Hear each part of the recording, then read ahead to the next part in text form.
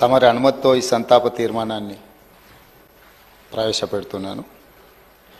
తెలంగాణ శాసనసభ సభ్యురాలు కుమారి లాశనందిత సాయన్న గారి మృతి పట్ల ఈ సభ తన తీవ్ర సంతాపాన్ని వ్యక్తం చేస్తూ శోకార్తులైన వారి కుటుంబ సభ్యులకు ప్రగాఢ సానుభూతిని తెలియజేస్తున్నది.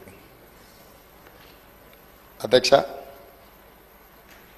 23/2/2024 నాడు సికింద్రాబాద్ కంటోన్మెంట్ శాసనసభ్యురాలు కుమారి లాశనందిత సాయన్న గారి ఆకస్మిక మరణం పట్ల ఈ సభ తీవ్ర సంతాపాన్ని వ్యక్తం చేసింది.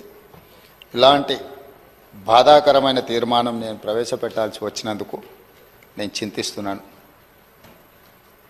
కుమారి లాశనందిత సాయన్న గారి నాన్నగారైన కీర్తిశేషులు సాయన్న గారు నాకు అత్యంత సన్నిహితులు, ఆప్తులు.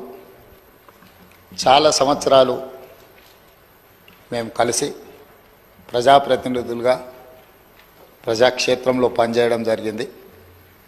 సాయన్న గారు అత్యంత సామాన్యమైన కుటుంబంలో 1951 వల్లభానగర్ నిజామాబాద్ జిల్లాలో జన్మించి కష్టపడి వారు 5 సార్లు శాసనసభ్యుడిగా, ప్రజా జీవితంలో కంటోన్మెంట్ బోర్డు మెంబర్గా, కంటోన్మెంట్ ప్రాంత ప్రజా సమస్యల పరిష్కారంలో వారు ఎనలేని కృషి చేసినారు.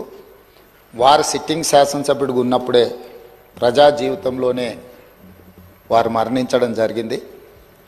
ఆ తర్వాత వారిచ్చిన వారసత్వాన్ని, వారు నెరవేర్చాల్సిన బాధ్యతలను, వారిని అభిమానించిన ప్రజల కోసం కుమారి లాశనందిత కూడా ప్రజా జీవితంలోకి వచ్చి వారు బ్రతుకున్నప్పుడే వారు కార్పొరేటర్గా, ఆ తర్వాత వారి తరఫున వారిని నమ్ముకున్న ప్రజల కోసం వారు శాసనసభ్యురాలుగా ఎన్నికై ప్రజా జీవితంలోకి వచ్చి కష్టపడి పనిచేయాలన్న ఆలోచనతోటి వారు ప్రజా జీవితంలోకి వచ్చారు. 5 సార్లు శాసనసభ్యుడిగా సాయన్న గారు చేసిన ఎనలేని సేవలను దృష్టిలో పెట్టుకొని వారి వారసురాలుగా లాశనందితను కంటోన్మెంట్ ప్రజలు వారిని ఎన్నుకోవడం జరిగింది. మనమందరం కూడా 37 సంవత్సరాల చదువుకున్న ఒక యువతి, వెనుకబడిన సామాజిక వర్గాల నుంచి చైతన్యంతో ప్రజలకు సేవను అందించాలని ముందుకు వచ్చినప్పుడు మనందరం కూడా మహిళా సాధికారత కోసం ఎదురు చూస్తున్న వాళ్ళం. ఆ మహిళల తరఫున ప్రజాప్రతినిధి ఇక్కడికి వచ్చి సమస్యల పట్ల వారు చిత్తశుద్ధితో ఈ సభలో పోరాడతారని మనం అందరం భావించాం. కానీ ఔటర్ రింగ్ రోడ్లో వారు ప్రయాణం చేస్తున్న కారు ప్రమాదానికి గురై వారు మరణించడం జరిగింది. వారిని ప్రమాదం నుంచి హాస్పిటల్కు తీసుకెళ్తే అప్పటికే తలకు తీవ్రమైన గాయమై వారు మరణించిందని చెప్పి డాక్టర్లు చెప్పడం జరిగింది. వాస్తవంగా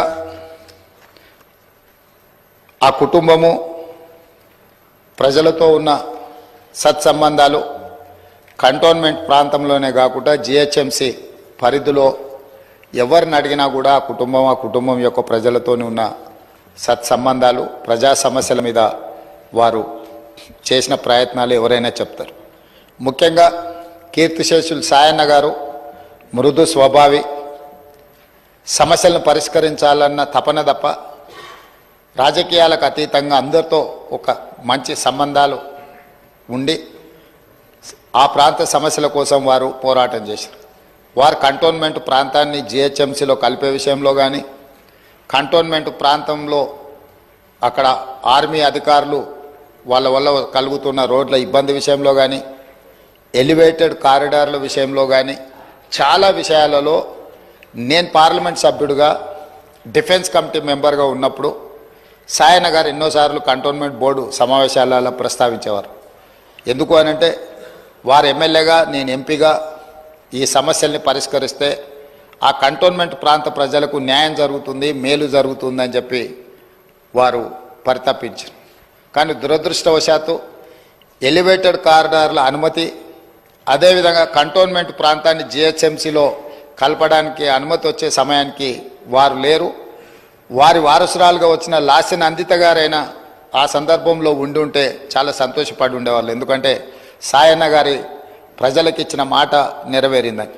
కానీ దురదృష్టవశాత్తు లాస్యనందిత గారు కూడా ఈ కంటోన్మెంటు అత్యంత కీలకమైన సమస్యల పరిష్కార సమయంలో వారు మన మధ్యత లేకపోవడం బాధాకరమైన విషయం.